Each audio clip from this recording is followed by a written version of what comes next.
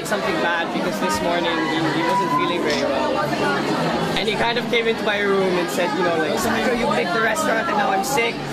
So now you have to go do the speech for me because I really don't feel well, I can't do this. And so, yeah, I apologize on his behalf that he couldn't make it. He did tell me how important this was to him.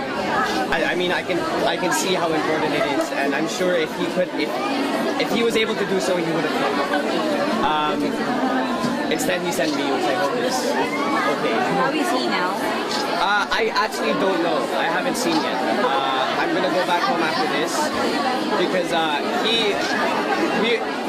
this event started late, and we were in such a hurry that he came into my room, said, "I'm sorry, you have to do this speech for me," and then I kind of just left. So I'm gonna go check on him now. Actually, once I get home. Was he rushed to the hospital? No, nothing like that. It's nothing serious. He just fell. I think it's food poisoning, to be honest. So he should be okay.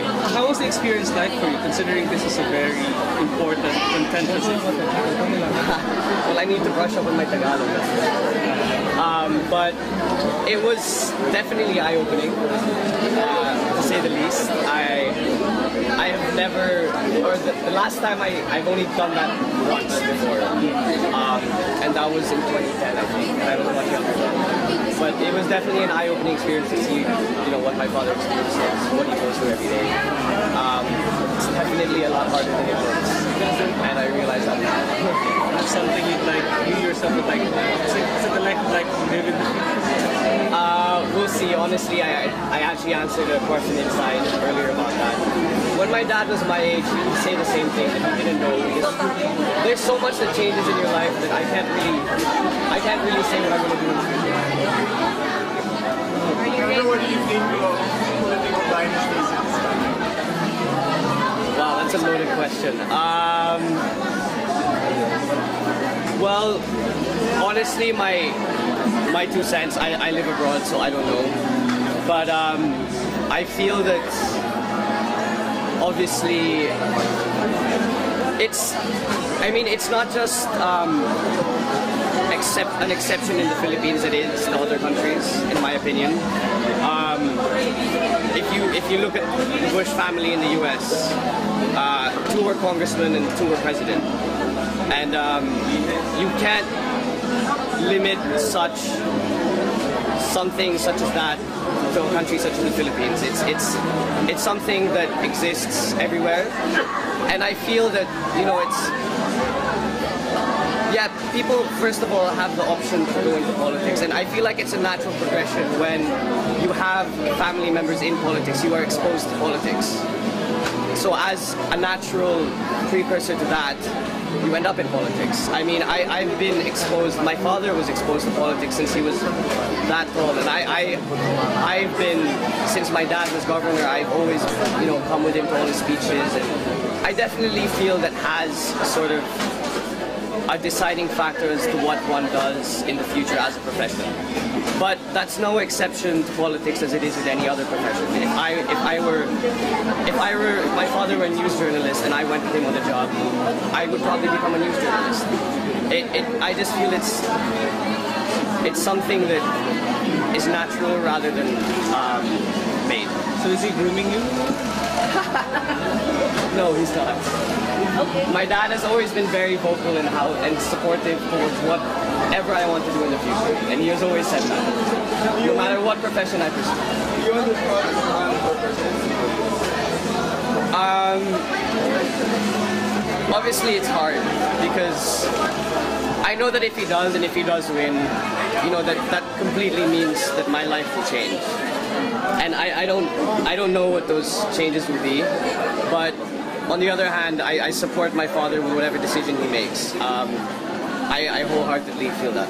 Are you ready for the same scenario if or when he decides to run in 2016 and he would need to represent your father, the sorties, the campaign rallies? It's something I've been doing since I was very young. So if he were to ask for me to do things such as that, I would be wholeheartedly prepared. Thank you.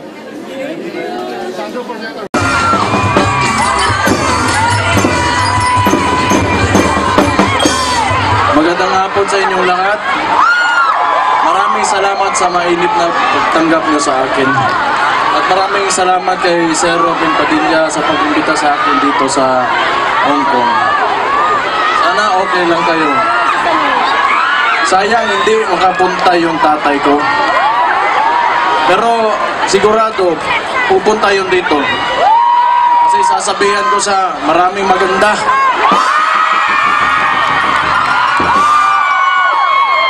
Gusto kong ipaabot sa inyo naiintindihan kayo ng tatay ko. Kadalasan sa atin, ayaw naman talaga gusto lumabas ng bansa. Pero kailangan. Dahil para makapagbigay ng araw-araw na pangangailangan sa ating mga pamilya. Makapag-aral sa ating mga anak. Naiintindihan namin. Alam namin ang pakiramdam ng pagbaba nyo ng airport at titingin kayo sa paligid nyo. Unang-unang tatanungin nyo, bakit hindi ganito ang Pilipinas?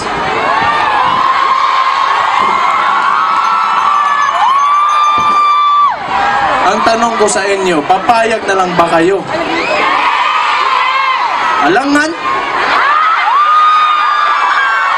Sino papayag na ganun na lang ang mahal nating bansa? Lumaban kayo. Gamitin nyo ang boto nyo. Ayan, tatay ko, tumakbo. Sinabihan ko, wag, tumakbo pa rin. Pero andito na tayo. Pinangungunahan niya ang daan para labanan.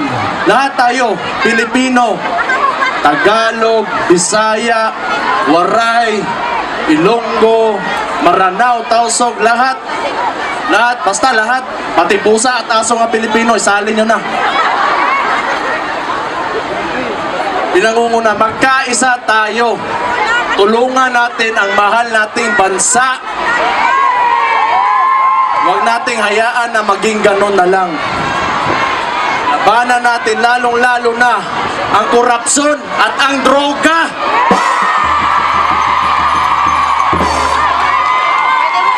Huwag kayong papayag na ang hirap, dugo at pawis nyo pagkikinabangan lamang ng iilang opisyal, iilang tao lang. Kapoy manarbaho. Sorry, ako Bisaya ako. Yung kung di nyo naintindihan, lagyan nyo na subtitles dyan sa baba.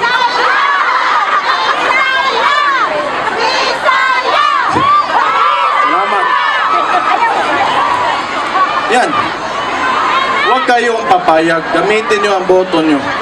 Pag uwi nyo ng bahay, yung kadalasan sa inyo mag-i-Skype, tatawag, sabihan nyo yung mga kamag-anak nyo, andito na si Mayor Rodrigo Duterte.